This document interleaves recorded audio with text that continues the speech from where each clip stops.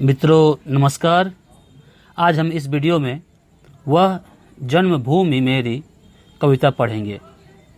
इसमें कवि सोहनलाल द्विवेदी ने हमारे प्राण प्रिय भारत के प्राकृतिक सौंदर्य और गौरवशाली अतीत का स्मरण कर देश का गरिमापूर्ण गुणगान किया है।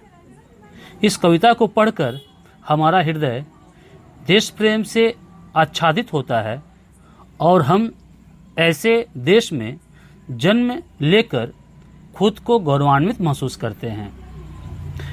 कविता की शुरुआत होती है, वह जन्मभूमि मेरी, वह मातृभूमि मेरी, ऊंचा खड़ा हिमालय आकाश चूमता है, नीचे चरण तले पर नित्य सिंधु झूमता है, गंगा यमुना त्रिवेणी नदियां लहर रही हैं, जगमग छटा निराली पग पग पर छहर रही हैं। वह पुण्य भूमि मेरी, वह स्वर्ण भूमि मेरी, वह जन्म भूमि मेरी, वह मातृभूमि मेरी।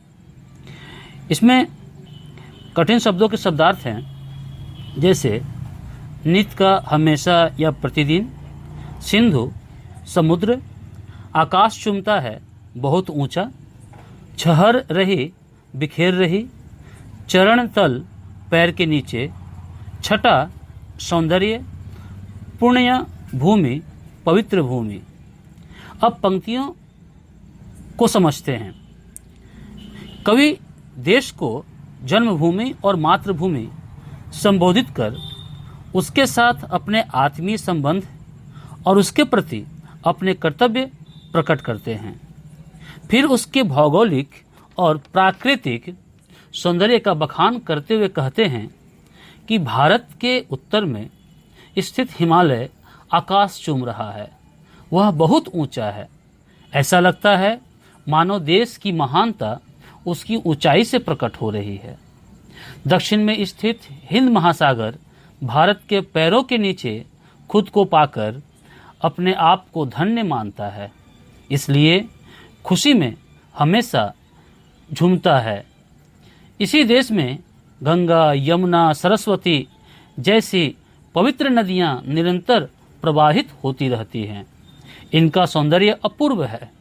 इनके सौंदर्य से धरती जगमग करती है, क्योंकि वे जहाँ जहाँ से गुजरती हैं वहाँ वहाँ अपना सौंदर्य बिखेर देती हैं।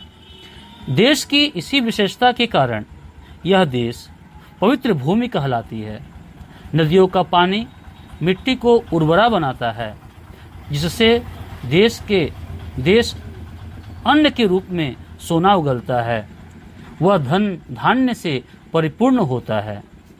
इसलिए कवि भारत भूमि को स्वर्ण भूमि कहते हैं। इस भूमि में ही हमारा जन्म हुआ है और हमारा पालन पोषण भी यही करती है। इसलिए कवि देश को जन्मभूमि और मातृभूमि दोनों कहते हैं। कवि आगे लिखते हैं, झरने अनेक झरते जिसकी पहाड़ियों में, चिड़ियाँ चहक रही हैं हो मस्त झाड़ियों में, अमराइयाँ घनी हैं कोयल पुकारती है, बहती मलय पवन है तन मन संवारती है। वह धर्म भूमि मेरी, वह कर्म भूमि मेरी, वह जन्म भूमि मेरी, वह मातृभूमि मेरी। अमराइया का अर्थ पेड़ पौधों से भरी घाटियाँ, मलय पवन का अर्थ सुगंधित हवा, धर्म भूमि जिस भूमि में धर्म पलता बढ़ता हो, संवारना का अर्थ प्रसन्न होना या करना। अब प्रस्तुत पंक्तियों का अर्थ है, कवि प्रस्तुत पंक्तियों में देश के प्राकृतिक सौंदर्य की विशेषताओं का गुणगान करते हुए लिखते हैं, वह मेरी जन्मभूमि है जिसकी पहाड़ियों में अनेक झरने झरते अर्थात बहते रहते हैं, जिससे पहाड़ियों का सौंदर्य मनोहर होता है। पेड़ पौधों से भरे घनी घाटियां हैं और उन घाटियों में कोयल अपनी मधुर आवाज घोलकर उसे और भी अधिक आकर्षक बना देती है। यहाँ मंद मंद बहने वाली सुगंधित हवा तन मन में ताजगी भर देती है। सभी प्रसन्न चित्त हो जाते हैं। अंत में कवि प्राकृतिक सौंदर्य से परिपूर्ण भारत को धर्म भूमि कहते हैं, क्योंकि यह हमें धर्म के मार्ग पर चलते हुए कर्तव्य का पालन करने के लिए प्रेरित करता है। कवि इसे कर्म भूमि भी कहते हैं, क्योंकि यह हमें निरंतर कर्म करने की भी प्रेरणा देता है। कवि आगे लिखते हैं, जन्मे जहाँ थे रघुपति, जन्मी जहाँ थी सीता, श्री कृष्ण ने सुनाई वंशी पुनित गीता, गौतम ने जन्म लेकर जिसका सुयश बढ़ाया, जग को दया दिखाई, जग को दिया दिखाया, वह युद्ध भूमि मेरी, वह बुद्ध भूमि मेरी, वह जन्म भूमि मेरी, वह मातृभूमि मेरी। यहाँ रघुपति दशरथ पुत्र राम के लिए है, सीता जनक पुत्री त्याग की देवी, पुनीत का अर्थ पवित्र है, गौतम बुद्ध के लिए है, बौद्ध धर्म के प्रवर्तक हैं, जग का अर्थ संसार है, दिया का अर्थ दीपक या सही रास्ता या ज्ञान है। प्रस्तुत पंक्तियों का अर्थ इस प्रकार है कि कवि देश के गौरवशाली अतीत का बखान करते हुए कहते हैं कि जिस भूमि ने मनुष्य के रूप में देवी देवताओं को जन्म दिया है, वह मेरी जन्मभूमि है। इसी भारत देश में राम सीता ने जन्म लिया। जहाँ राम ने समाज को आदर्श रूप दिया, अन्याय के विरुद्ध लड़ना सिखाया, वहीं श्री कृष्ण ने बंसी की गूंज से लोगों के हृदय को पवित्र किया। वहीं कुरुक्षेत्र के मैदान में गीता का उपदेश देकर जीवन के अर्थ और सच्चाई को समझाया।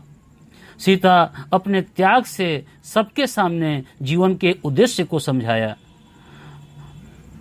गौतम बुद्ध ने इस देश में जन्म लेकर इसका सुयश संपूर्ण संसार में बढ़ा दिया। बुद्ध ने मनुष्य जाति को अहिंसा के मार्ग पर चलना सिखाया, उसे दया का दीप जलाकर नया रास्ता दिखाया। इस तरह कवि उस भूमि को अपनी जन्म भूमि कहते हैं, जो युद्ध भूमि है, बुद्ध भूमि है, क्योंकि यहाँ अन्याय अत्याचार को समाप्त करने के लिए युद्ध होते हैं। यहीं से गौतम बुद्ध अपनी दया, करुणा, अहिंसा को समस्त संसार में प्रसारित करते हैं। इस तरह कवि ने इस कविता में पूरे गर्व के साथ देश की विशेषताओं, समस्त मानव जाति के कल्याण के लिए देश के योगदान को सफलतापूर्वक चित्रण किया है। ऐसे सौंदर्य से परिपूर्ण देश में जन्म लेकर वे खुद को गौरवान्वित महसूस करते हैं और पाठकों को भी गौरवान्वित करते हैं। मित्रों, इस तरह हमने यहाँ यह जन्मभूमि मेरी कविता समझी। इस तरह और वीडियो पाने के लिए इस चैनल के साथ आप जुड़े रहिए। धन्यवाद।